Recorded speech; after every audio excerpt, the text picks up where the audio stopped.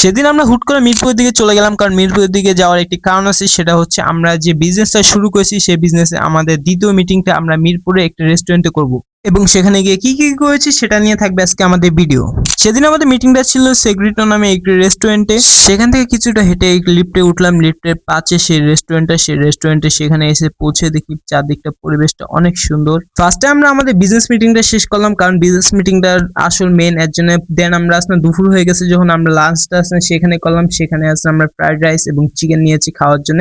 সেখানে খাওয়া দাওয়া শেষ করে আমি একটু বার হইলাম, বাইরে কিছু শুট মুট নিতেছি। এই জায়গায় একটি অ্যাকোরিয়ামের মতন আছে, সুন্দর মানে মানে দেখার মতন ভাই জায়গা। পরে আসলাম উপরে আরেকটা রেস্টুরেন্ট আছে, মানে সেখানে আসলাম আপনি শুধু গ্রিন গ্রিন দেখতে পাবেন, সব জায়গায় গাছ গাছালি লাগানো, একটা সুন্দর একটা পরিবেশ এনভায়রনমেন্ট ভাই, মানে শান্ত রিল্যাক্স একটা এনভায়রনমেন্ট, পরিষ্কার সুন্দর একটা জায়গা। দেন তারপর সেখান থেকে আমরা আমাদের ফাইনাল মিটিংটা শেষ করে সেখান থেকে চলে আসলাম। আজকের জন্য এই পর্যন্ত রইলো, দেখা হবে অন্য কোনো ভিডিওতে।